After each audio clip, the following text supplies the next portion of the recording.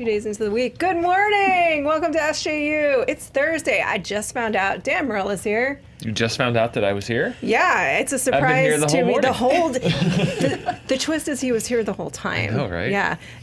Billy, we got a Billy cam. I'm back. Oh, look at that. He's back. Yay. I don't know if my mic's on or if I put it on right, but I'm here. Yeah, Billy Cam in the news set. Eric Davis of Fandango is joining us today, ladies and gentlemen. Hello. Yeah, we're going to have to behave ourselves. We're going to have to be a little professional, be a little serious. I'm kidding. Danielle is here. Hello. Good morning. We're not going to do any of that. We're just going to take him on our ride, man. Speaking of our ride, man, let's talk about Ghostbusters. How do you... Bye. Bye. Who wants to talk about Ghostbusters? Not Jason Reitman. Not anymore. No. Billy? Yeah, fair enough. Let's do it. Let's do it. We're going to dive right in. So I have a question for us broadly to be thinking about as I set up this story, which is, who could have predicted that Ghostbusters, of all things in the world, was going to be an epicenter of controversy throughout? I mean, it was an early harbinger. We just didn't see the signs. We just didn't see the signs. We just didn't see what was coming down the track, because it's everything now. I remember when Ghostbusters was just a silly little... Remember when it was fun? Comedy movie from the 80s, and now it's... There was Bobby Brown. Yeah, Bobby Brown. I'm sorry, I am on record. Ghostbusters 2 was my Ghostbusters because it was the one I saw first. The biggest Ghostbusters controversy used to be if Ghostbusters 2 was underrated or not underrated, and now it's like 14th in line of Ghostbusters discussions. There is no Ghostbusters. There is only Zool. Here we go. Okay, it comes under fire, as you guys probably read about. This is via IndieWire. Jason Reitman came out and made a statement where he said that this Ghostbusters that he's currently developing with his dad is going to, quote, hand the movie back to the fans, whatever that means. Now, obviously, people took that as a slam against Paul Feig's 2016 Ghostbusters. Whether it was or whether it wasn't, we really don't know what he intended to say. But Paul Feig came out and had a response to that, and he said... Jason Reitman first amended and said, I have nothing but admiration for Paul and the cast members, Leslie and Kate and Melissa and Kristen, and the bravery with which they made Ghostbusters 2016. They expanded the universe and made an amazing movie, exclamation point. I don't know if the exclamation point was in there or if we added that. Oh, no, it's in there. There you go. Yeah. Paul Feig says, Jason was a supporter of mine at a time when I couldn't get movies made. He has always been a true gentleman to me and a supporter of Ghostbusters. Answer the call. I can't wait to see what his take on Ghostbusters universe. Big love and respect to you, Jason. Your fan, Paul. So lots of love on Twitter, which is, there's a twist. Yeah. What do you think? So do you think that there is anything to this, or is this much ado about nothing? I personally think that the words came out wrong. I think really what he probably meant by this is they're taking like a J.J. Abrams Force Awakens approach, where they want to kind of create a film that feels very much in line with the original tonally and maybe jokes-wise, maybe the way it looks, I think, but I think it came out wrong. I think that's what probably he means by it, and sort of just not giving it back to the fans, but sort of taking the style and approach of those first two movies maybe and kind of recreating that sort of in the same way that Abrams kind of recreated Star Wars in a way for The Force Awakens. I know it sounds good, but I think that's kind of probably what he's meaning by that. There's an important asterisk right now, out of respect for Eric, who we love, and is an esteemed colleague. We're laughing because there's total chaos happening right outside the studio. If you could see through these walls, they are literally tearing down the office around us. It is the burning corpse. It is the burning corpse of Defy. There are people 5 feet behind us in this hallway. There are people screaming and pulling wires out of walls and moving furniture. I was about to say, I like The Force Awakens. I kind of dug that movie a little bit. But it's like building a studio inside of a construction site. Yeah. So that was not feels like a panic room. It feels like we're doing this inside a panic room. That was well, we are in a panic room at all times. The SJU, the panic room. That was not about your take on any of this, which is totally valid, and we get it, and we will not open the can of worms that is The Force Awakens yet. Danielle, talk to me about Ghostbusters. Billy and I were talking about this, as always, on the ride over, saying, what what happened? This is the last movie. This is the last franchise. It's not Star Wars, where you would sort of expect this kind of embedded identity. I just didn't think there were that many people out there that felt so self-identified with Ghostbusters to have these extreme reactions. What do you think it is? For me, it's not just, obviously it's like an older film. It's a film that a lot of people grew up with. Watching a lot of these reactions, especially a lot of the very heated takes from the 2016 one, for some people, I felt like this was them being like, I've watched a lot of things change that I didn't really like, and this is my last stand. Like, this is where I'm saying, like, I don't like the idea of this. I don't like this thing. And we've had the discussion before about the idea that the fans take ownership over these properties, because they do and they loved them. And it's especially easy when it's something that, there haven't been a million Ghostbusters incarnations. It's not like a Star Trek, which is lasted and we've gotten to see it in many different ways with many different captains. This was something that was basically left alone for years and years and years. And then they do this reboot, and a lot of people think, well, I've loved this thing forever. This is a huge part of my fandom, and I don't feel like this is for me anymore. And then that causes a lot of defensiveness. Because I don't think that, obviously the 2016 Ghostbusters was supposed to be for everybody, and I feel like that was kind of the point of it. But for some people, they didn't feel like they were included with everybody. Yeah, I mean, I guess Dan, what's your take? Because I loved Ghostbusters as a kid, but I don't think I ever saw it in the same way that as Marvel or Star Wars or... I mean, Ghostbusters was a keystone movie for me. Yeah. Ghostbusters, Back to the Future, E.T., growing up, were like, it was one of the 4 or 5 movies that I built my bedrock of movie fandom on. I think this whole Ghostbusters thing is just been a whirlwind of just gradually escalating chaos. I think that there was... Is that Ghostbusters or the world? Or the world. I think that there were like several camps of thought on Ghostbusters, and they all just merged into one super cloud, because there were people that didn't want Ghostbusters to be remade because it was a great comedy. There were people that didn't like the way that the movie just looked in general from the trailers. And then there's a group of people that, and I am not saying it's everyone. There was a group of people that didn't like that it was an all-female reboot. I'm not saying it's everybody. I'm not saying it was the majority of people that didn't like the movie. There is a group of people that didn't like that. They were very vocal that didn't like that it was an all-female reboot.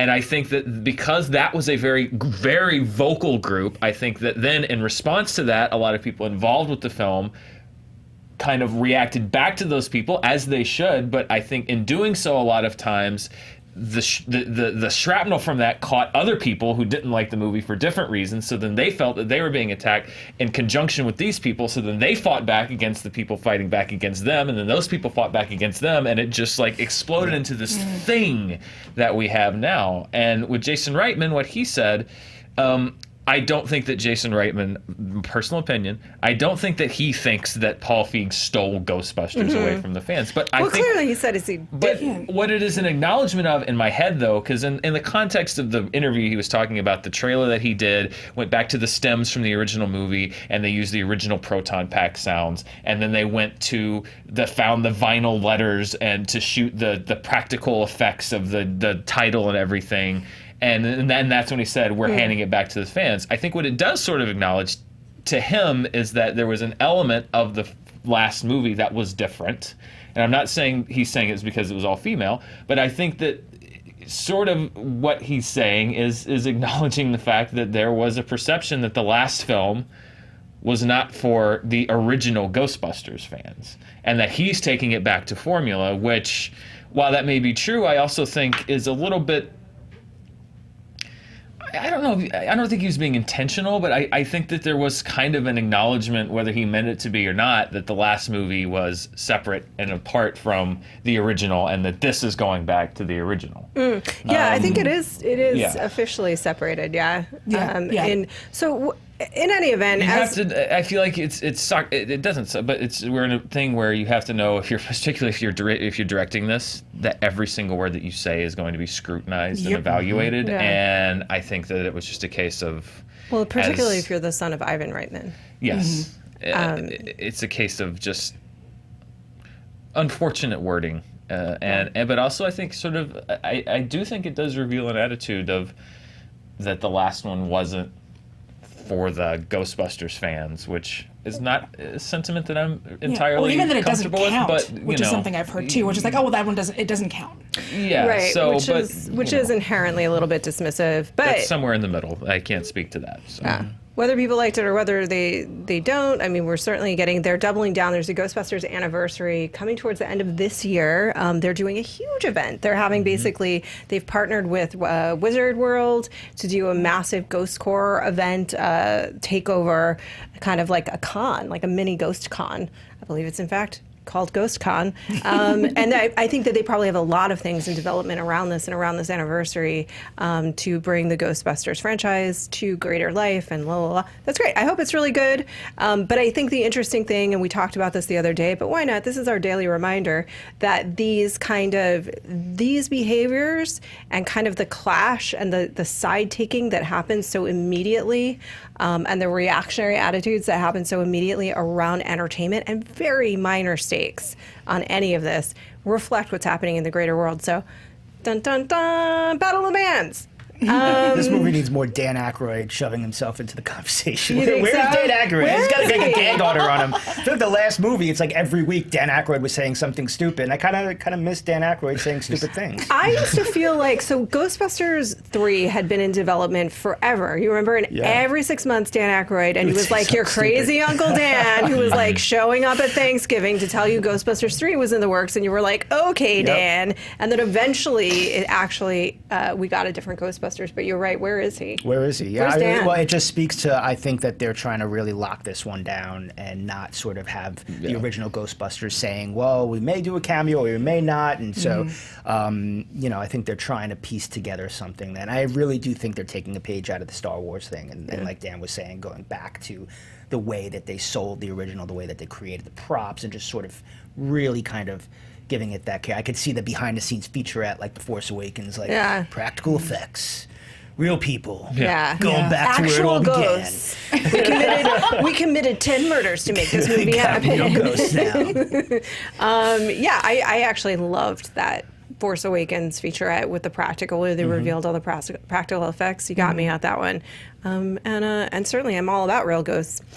Okay, so Bohemian Rhapsody came out this year and it was a huge success.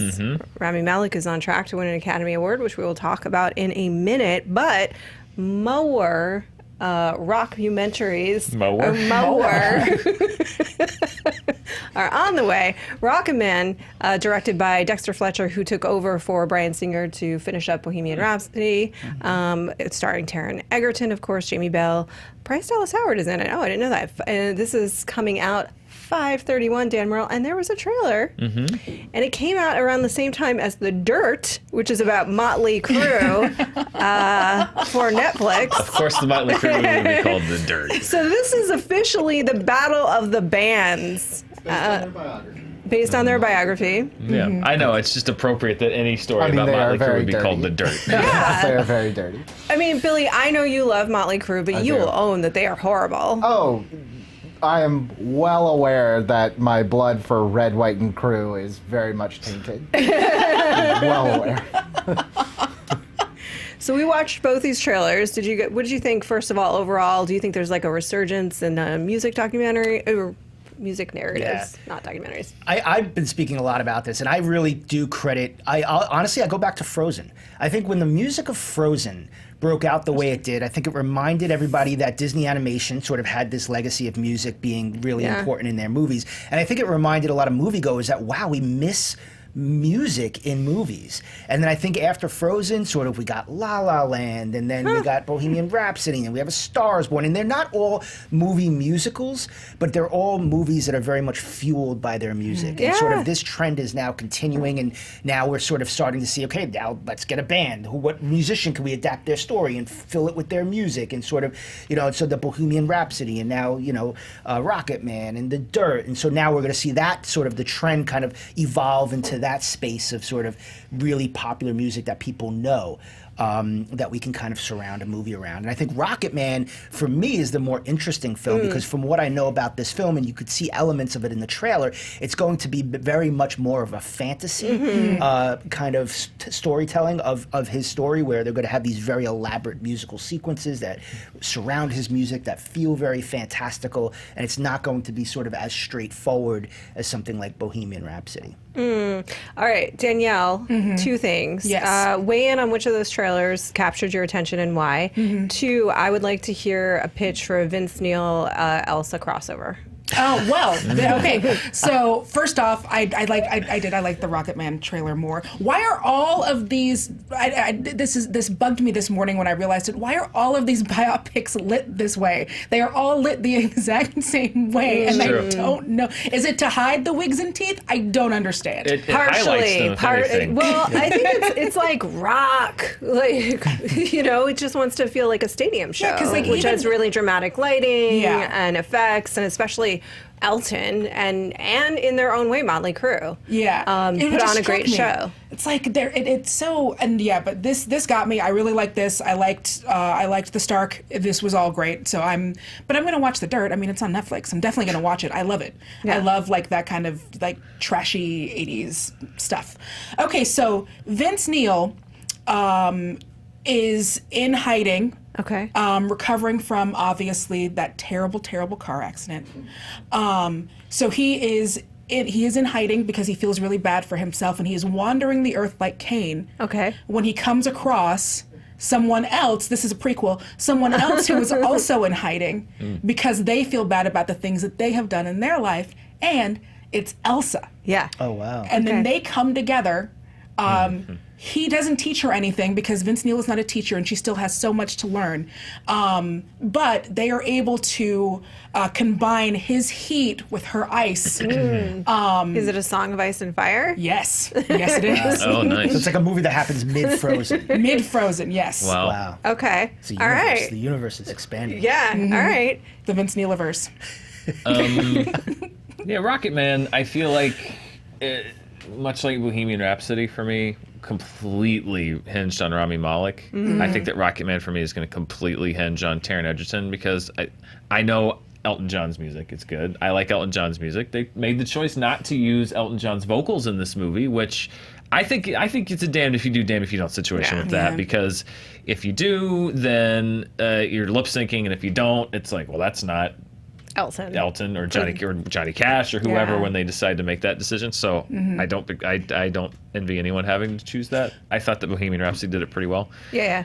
but the beats, the beats. He's obscurity, rise to fame, struggle with drugs, superstar, Elton John. Yeah. So for me, it's all about the Fight with intangibles. Madonna, yada, yada, Well, yada. that's where I think these fantastical elements Yeah. are really Yeah. going Right. to come up in like the stage of it, Yeah. the performance of it, because Bohemian does not do that. They do take the really sort of familiar beats, and I think that's what a lot of critics had a problem with it. It was just too repetitive and familiar. So this one, I think, even though we know the beats, if they're putting in these really cool, elaborate, imaginative sequences to tell his story, I think that's where this film is going to elevate itself. And I think Taron singing it puts more pressure on him, but it also makes the movie more interesting too because you're actually hearing him. I agree with one half of that, which is that the idea of the fantastical elements. It's not only that it makes the movie more interesting; it's appropriate to Elton John. Yeah. It's appropriate to how he perceives himself in the world and how he probably views the world. Plus, appropriate to a lot of drug use, appropriate to his music, to his pageantry. All of that works for telling the story of Elton John. But for me, I liked this trailer a lot better, but I was very thrown off initially in the first teaser by hearing his voice to Elton's music because his voice is it really is once in a lifetime. Like, very few people on the planet Earth can sing the way Elton John can. And it's too much to ask an actor who even has a fantastic voice in his own right to match that. And I think there's they- just something a little missing because the Yeah. reason that he is the icon that he is because he has that voice. I think they know that because they put out I don't know if it was yesterday or today, like the movie put out this kind of behind the scenes thing where they're like, he's doing his own singing. And even Elton said no one could do me the way that he can. But And no so- one can. No one can. But maybe there's a rawness of it though that is attractive to people when they know that he's singing, even though it doesn't sound exactly like Elton. There's enough there, and knowing that he's doing it, and knowing that he has this huge fan base as an actor, I think they can kind of lean into that sort of rawness and champion that fact that he is putting so much of himself into it by actually doing the singing too. I mean, I'm looking forward to the film. Dan, who's the next person you'd like to see? Well, I will say that Motley Crue is not on the list of top 50 for me bands that I have any interest in seeing, but I don't care. That's just me. I couldn't care less. I really couldn't. I'm sorry, Billy. I saw Behind the Music 15 years ago on VH1. I don't need a dramatization of those events, but that's just me. I don't know. Band movies are weird because it's what is even the degree of success? The beats are usually about the same. So it all comes down to like, who did you cast in the lead, and do I like this person playing this icon? If you look at the great band movies, like most of them don't break out of that mold. Most of them are pretty standard, and then it comes down to Joaquin Phoenix was great, Reese Witherspoon was great, Rami Malek was great. So it's really just sort of a competition of who can impersonate the singer that I like the best, or is a great actor and can bring a lot of depth to that role. So They currently don't spill enough of the tea, I think. Well, they're Because very everyone's still steady. alive. Yeah. Everyone's still alive. That's why. It doesn't get as raw as it really could, I think. I mean, even when they get a little raw, they don't fully go there.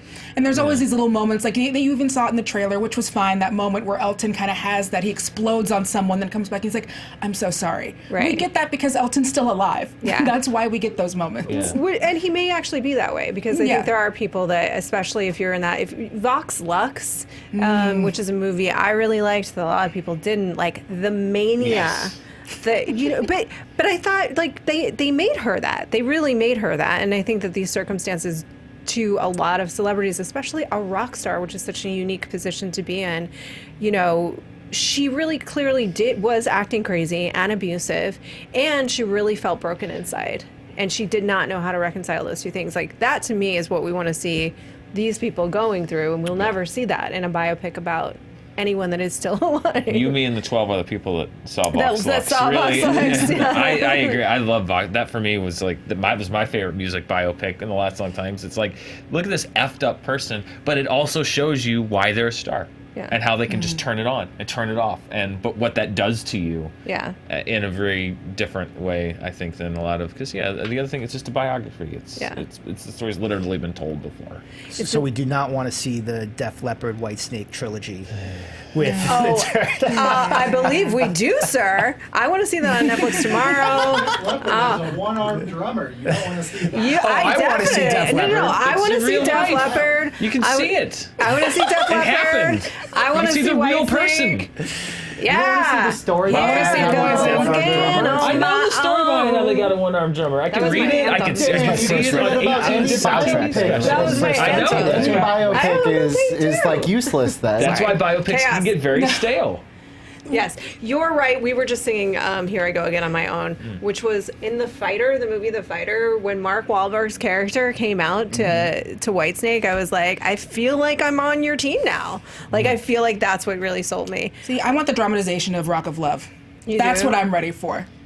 give us Rock of Love, the scripted movie. I want George Michael's story, and the reason why is because there's not a lot of pop star.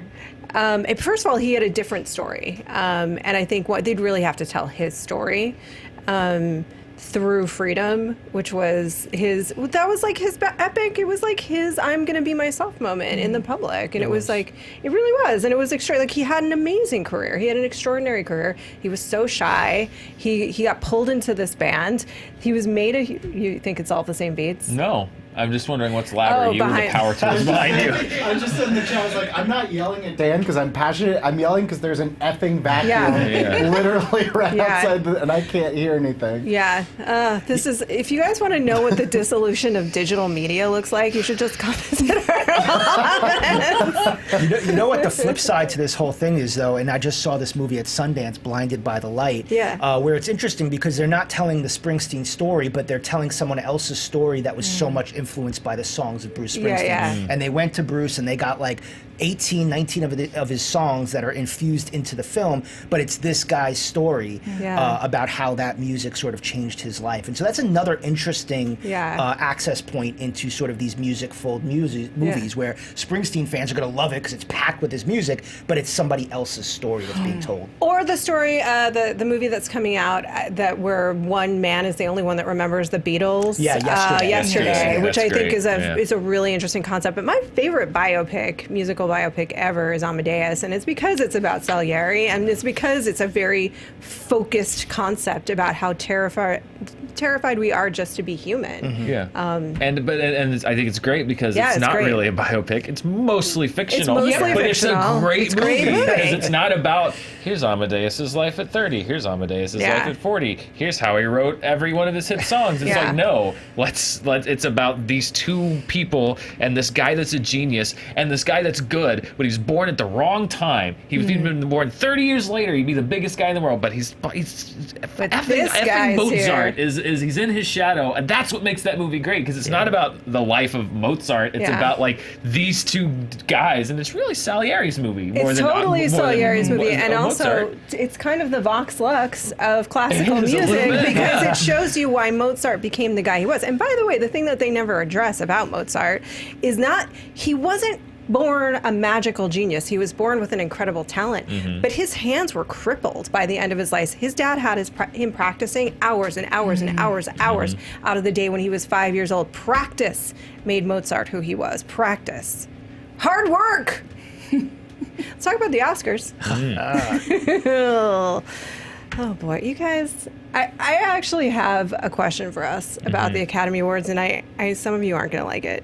So I want us to preface with that. Fair enough. So essentially, THR came out with a list. They did a poll on who the public, which I don't know what that means ever, believes is going to win the Academy Awards. This is their picks. They did this with Morning Consult, and this reveals who Americans think who will win the night's biggest awards. They're not right, which we should say off right at the back, which I think is, these are not correct. No, they're really not. And I think it shows a very interesting and I think notable in the lead up to this year's awards, and speaks a lot to what has happened in the lead up to this year's award, a notable disconnect between the movie-going public and Hollywood. Here we go. Here's who the public believes. They believe A Star is Born will dominate Oscar night, which, by the way, 10 years ago, it probably would have. Here we go. Best Picture, they believe will go to Black Panther. Best Actor, Bradley Cooper. Best Actress, Lady Gaga. Best Supporting Actor, Sam Elliott. Best Supporting Actress, Emma Stone for The Favorite. Best Director, Spike Lee for BlacKkKlansman. Best Animated Feature, Incredibles 2. All of this is wrong.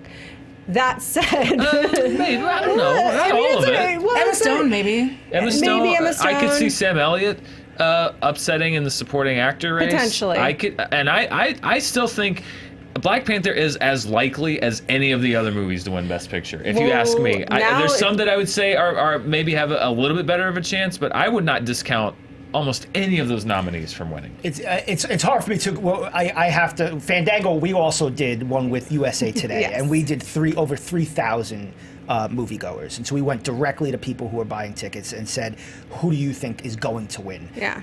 And it was a little bit closer to that. They also had Black Panther. They also had Spike Lee, but they had Regina King. Yeah. They had Mahershala Ali. Right. They had Rami Malek. Yeah. And they had Lady Gaga. Yeah. And so it was a little bit sort of closer to the front runners. And so I think people kind of, it's really interesting having these real big crowd pleasers, these movies that made a lot of money in the race this year, with many of them being front runners. Yeah. Because I do feel like the front runners are a little bit more aligned historically with moviegoers than they have been in the past, because these films are present. So I don't know how many people they polled. It was about 3,000. It was a little under 3,000. Can I caveat something before I get yelled at? From who? The internets. Oh.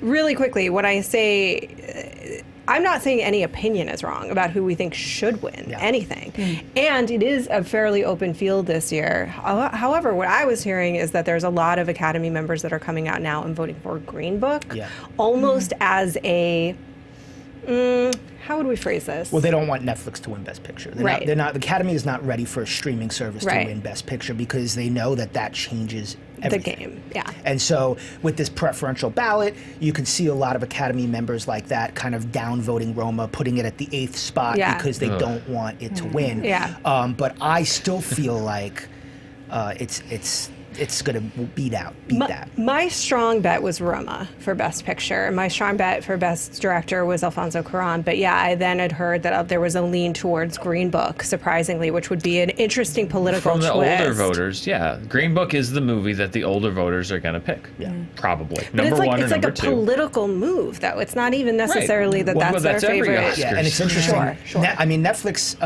they haven't come out with the numbers, but it has to be the most expensive Oscar campaign in history for Roma. Yeah. So if Roma does not win, then it really does kind of show you how sort of influential the politics are still within the Academy. Because I do feel like everything on paper with the money that they spent means that Roma should win. Right. But if it doesn't, it's interesting. If it doesn't, and if it's Green Book, it's really interesting. The results this year are really going to be indicative, I think, of how much sway the new members of the Academy have, because they expanded by leaps and bounds a couple of years ago. A lot more inclusion, a lot more diversity, a much younger group of inductees, but you still have the older members there and voting. And I do think that there is some of that jostling for position. So I think if Roma or Black Panther wins Best Picture, that will be indicative of how much sway the newer block of voters has at the Academy Awards.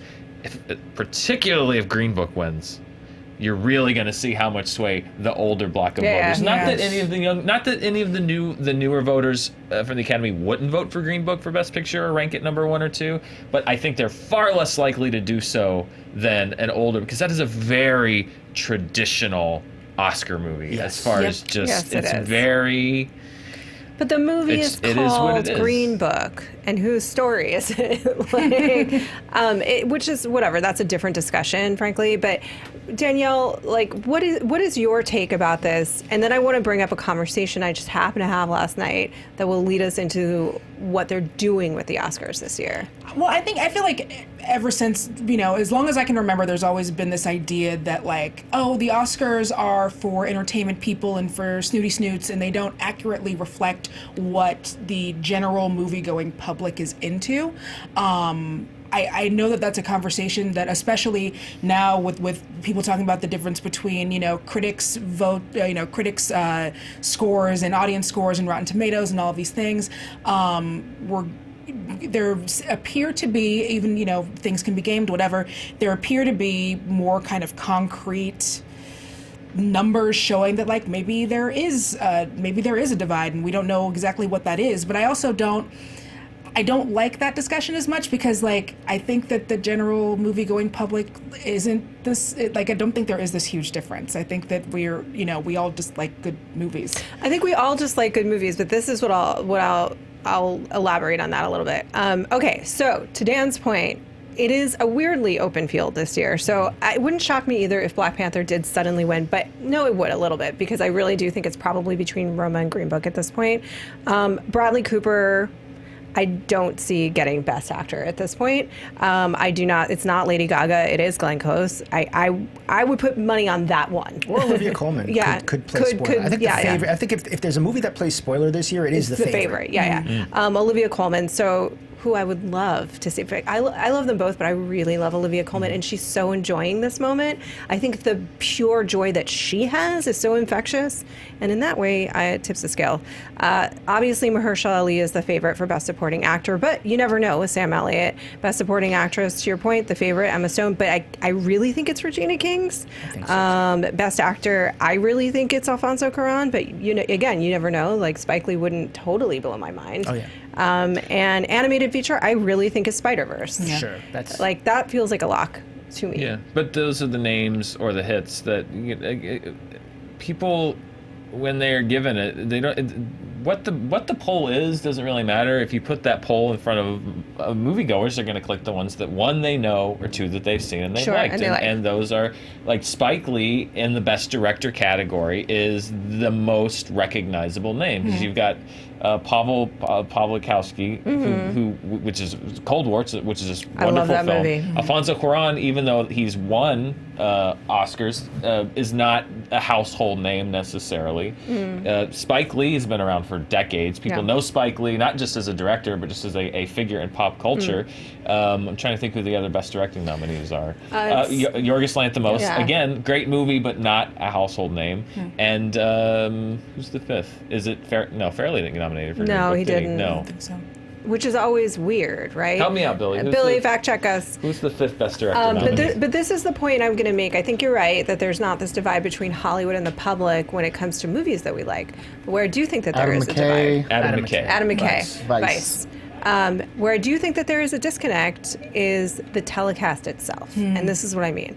I spoke with so obviously we can agree that, and the whole world is talking about how the Academy has blown it at every single turn this year. We're going to do this? No, we're not. We're going to do this? No, we're not. We're going to do this. Forget it. Like, they're just trying to get through the show. The producers are just trying to get through the show at this point without a fire. There will probably be a fire. No promises. I imagine. No promises. So, but I spoke to my brother last night, because he was watching all the Oscar-nominated movies just because he loves films, but he doesn't do this. And I was like, oh, God, the Academy has blown it, but you probably don't know about any of this. And he goes, yeah, I have no idea what you're talking about. I haven't been tracking any of that, don't care. And he goes, but I probably won't watch the show. And I said, well, why won't you watch the show? He goes, well, it's too long and it's boring. And point one to what the producers fear that audiences are thinking. And I said, well, one of the things that they were going to do is do a popular film award. What do you think of that? Oh, I think that's a great idea. That makes a ton of sense to me. Yeah, because then you have the art films over here, and then you have the films that everybody likes, so the popular ones over here. Ton of sense to me, which we have all talked about why it does and does not make sense. But what I thought was fascinating, and what I have postulated, is you have to do one of two things with the Academy Awards. One, make it insulated and isolated to Hollywood, and at that point, you just have it at the Beverly Hilton, don't air it, or air it on a small network, and just make it not as big a deal, or have it be a huge event telecast and make the TV show that people want to see. I came out against the cinematography of commercials too, and popular vote as a person that loves film, but look at what we do for a living. But sorry. Look at what we do for a living. But the Academy Awards haven't changed substantially over the last 70 years. It's Maybe always that's been the the same point. show. But maybe that's I mean, the but point. it's not like. But there were 50 million people tuning into the same kind of Academy Awards show 20 years ago that they're having But on the world Sunday. has changed. Right. The world has changed. The amount of content has changed. How people consume things has changed. So you're not going to get them back. The amount, maybe, You're not. maybe not. You You're not think gonna so? get Unless you turn them into the People's Choice Awards, and then you lose the film base, and you substantially change what the Oscars are. Yeah, Well, then- I think you need to substantially change what they are. I think so too, and I think you need to radically, if you want to keep the integrity of the Academy Awards, for whatever that means. I think like you're already winning. There's so many awards for people that have magnificent lives already. Like there's 6 months of like, isn't it great that we are Yeah. already winning life? But I don't know. I think you either, I'm not trying to be cynical about this, but I just think you either need to radically reduce the cost input and expectation of how many people are going to watch it, or radically change them. Well, it's interesting. I similar to you talking to your brother. I was talking to my neighbors last year, and they said, "Well, the only things we care about are the opening." So Yeah. we want to see how it opens, and then we care about the last few awards. Yeah. And so they watched the opening, they turned the Oscars off, they watched Get Out, the entire movie, and then Get Out ended, and then they watched the final awards. Wow. You know, and so it's like I think that if you're going to reconstruct this award ceremony, you pull out those two parts, the opening and those major awards, and you say, okay, this is what people care about. Now, what does this whole thing looks like? Do we start just streaming it now? You know, because I think the conversation on social media, I think, is so much greater than it is, elsewhere. And so maybe let's just make this a big conversation and just stream it on Twitter and just sort of pull those streams. And so now you could say X amount of million people tuned in at home, but, we had 50 million people tuning in on Twitter and Yeah, Facebook. yeah. And I think that the numbers would be greater if they allowed it to just stream everywhere. And those moments end up on there anyway. It's I feel like that's a lesson that SNL learned when they not only decided that it was going to be simulcast on both coasts. As soon as those sketches go up, they're immediately going onto YouTube because they know they're going to be going on. If people aren't watching live, but those moments find their way onto Twitter anyway, so they might as well find a way to control that, and they have by now taking everything and streaming it immediately. But that's great. But then, I mean, that's the solution then, because SNL found a way to stay modern, to keep an audience number, but they have not changed one thing about how that show runs. It's still an hour and a half long. It airs at 11:30 on Saturday nights, Eastern. It's they simulcast, which is great. Now that brings the West Coast in, because that's the one thing I always hated was I always felt like I was getting old news because SNL aired 3 hours before I could see it. I love that they simulcast it now.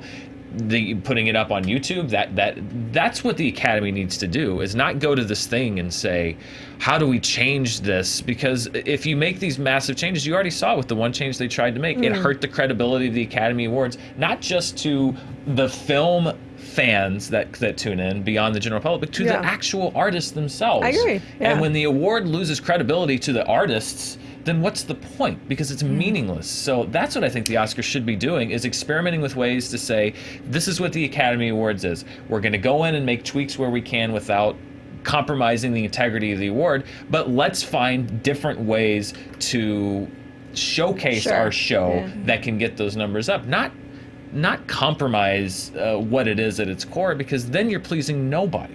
Yeah, I mean, I feel torn because when I was a kid, I think I was telling you this the other day, the moments that I loved I loved watching the Academy Awards, and it was such a big deal, and I loved those moments where they would go, this is screenwriting.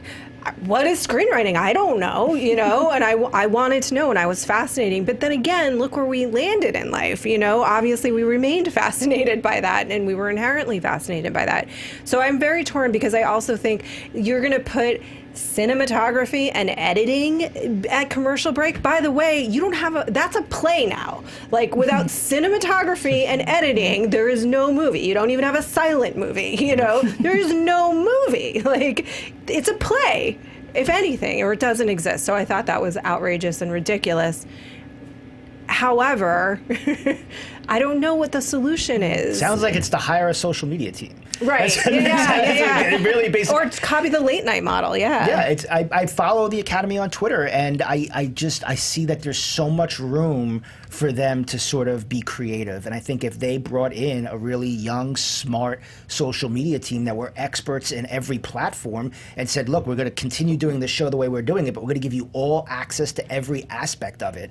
Turn this into a big deal, and we're going to partner with Twitter, and we're going to stream it the entire time, and then we're going to count those against our numbers. So, X amount of million watched at home, and that is down from last year, but 75 million people tuned in on Twitter. And that all of a sudden now makes it a bigger deal, because those numbers are now floating above the story that everybody wants to put out, where the ratings are down, the Oscars are not relevant anymore. Well, I bet you stream that thing on Twitter, you're going to get 75, 100 million views during out the course of the show. Well, especially if you break out the points, to your point, the bits that people, it's the same way Late Night does it, Saturday Night Live does it. They excise the clips that people, and you decide what you care about, because when you look at any given late night show, there's a radical difference on YouTube between how much one clip versus another is watched. People are choosing what they want to watch and leaving the rest. And they're all monetized. They're making money off of all of them.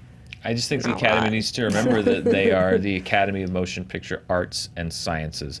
That is their mission. Their mission is not to, or shouldn't be, their number one priority should not be, how do we maximize our profit on this? It should not be, how do we make this so that more people will like us? Their mission should be to advance motion picture arts and sciences. And I think right now that means making the Oscars more relevant to an audience without radically changing it so that it becomes meaningless. And I don't think that they necessarily have people there right now that have that in mind. I think they've got ABC on their butts saying we need these advertising dollars, and that's all they're thinking about. And they have an obligation to the art form, and they need to live up to that obligation. And I think if they have to modernize or bring people to fill in the gaps, and that's what they need to do, because their attempts so far have been so painfully out of touch with their mission and their goals, and I hope that they figure it out. Well, apparently, we were reading on Twitter the other day that the mission originally was actually to stop unions. That the studio heads were getting together and formed the academy to help prevent unions from forming for the other artists. But anyway, that didn't work. Yeah. Onward. Hire a social media team. Hire a social media team, or might I suggest how I can only assume our next presidential election is going to be run is that come out in masks, sing, fight, do whatever you need to do in any kind of pit of jello, and then the winner will be selected and they will unmask themselves and we'll know who won that category. Speaking of, I assume we have no time left to talk about The Masked Singer. Since we're already... Well, we're over time. We're well over time, but I think Yeah. we should quickly mention Rabbit. Rabbit, surprising to me. I will say I would have been I equally thought it could have been Joey or it could have been Nick Lachey. Or JC. Or JC, but here's the really important part about Rabbit, and I'm going to need Billy to talk about this because I fear I won't. You don't want to say it. I don't want to say it, but it's true. You want me to be shitty, so fine. I'll be shitty and I'll say it. As a big guy, I think there's some camera trickery, or it's the Mandela effect, because the minute he took off his mask, I was like, that costume looks a little tighter. That looks a little bit bigger. I was like, I don't know if it's like a mental thing, but I was like, are you guys having someone else come out, dance to the pre-recorded tracks, and then he's only out there to take off the mask? It looked like a different, slightly bigger suit. He had Nick Lachey's body, and then he took off the mask, and he had Joey Fatone's body. Go and check the tape. I need to see side by side. I need to see side by side. I don't know if it's like a mental thing, and it's one of but two things. He's under a spell from some kind of witch, or where like the minute we see his face, we see a different body, or there's shenanigans happening and there are different people on the stage. You know, I mean, that would be one of the benefits of doing Masked Singer, is being like, oh, I can just record it and you can have someone else come out and I only need to be there when it's important. I don't have to dedicate all of my time. That's what I thought. Oh, conspiracy. By the way, I love Joey and he's a pure delight. Very handsome, attractive man. I'm just saying that did happen. I saw it too. Billy brought it up first. I said it. I like danced around it because I didn't want to be shitty, and then I was like, no, but seriously, go back and look. Like it's like, But why would they do that for some contestants and not others? Because there were other contestants who were clearly in the costume the whole time. So I think it's our brains messing with us. Yeah. Because I thought the same thing. I didn't think it was Joey Fatone. So I was like, oh, he's not. I thought Joey Fatone was bigger, but he was standing there with the mask on, and you saw him take it off. I think he's also had knee problems before, hasn't he? Yeah. I believe that he's not actually in the Dirty Pop video. He's replaced by their choreographer, and they like gumped his head on it because he messed up his knee during the taping of that. So I think he's had knee problems ever since. I'm not fat shaming by any means. I'm just saying like it literally looked like. No, but you are Fatone shaming. I think I've discovered the Fatone effect, which is you take the mask off and it's like my whole perception of it completely changed. I think we see what we want to see. I think we see what we expect to see. I think this is actually a huge and important lesson, not unlike the dress, a lesson about the power of perception and how you should open your mind to the fact that you are perceiving inaccurately, because a lot of times we are. Do you watch The Masked Singer? I don't. It's like what I'm is just saying, happening right now? shenanigans on television, I would not put it past anyone. It's very simple. Joey Fatone was singing for the last several weeks in a rabbit suit, and then they unmasked the lion, and it was Bruce Willis's daughter. That's It's the very show. simple. So easy. That's the show. Yeah. All Ruben right. Willis needs to record an But it album. sounds exciting. Yes, I think she has. Has she? I believe then it she needs to has. be a bigger Yeah. hit because She's amazing. Her incredible. voice is stupid good. Yeah. Yeah. I thought she had a very understated post-reveal interview, though. Yeah. I just thought it was just very calm. I don't know. Joey had a bigger interview. I think it's also like when she was younger, she kind of had that wild child phase and she was always in the tabloids. So I think she's also trying to be like, no, I'm like an adult now. I'm like humble and cool and like not, a 20-year-old party girl anymore. So I think she's also like battling against her own image. Interesting. Well, it's good to have you here, Eric. Yeah, thank you so much. This is great. Welcome to our weird show. Yes, this is awesome. Eric came up in the elevator with me and was like, oh, I'm sorry, I'm running late. I was like, oh, no, you're fine. We make no sense. Where can the people find you? On Twitter, at Eric with a K, Davis, D-A-V-I-S. That's where you could probably find me yelling about a lot of stuff. And Fandango, All the Fandango Yeah, things. buy All right, your well, tickets. thank you so much. Buy Thank the you. tickets. Thank you for being here. Thank you, guys. Tune in later today. There will be some movie fighting. We have a review coming out, I think today or tomorrow. I believe How today. to change- I think we're going to try to get it out today. Get that dragon. Get that dragon out. Yeah, all right. Prepare for the dragon. And then have a good day.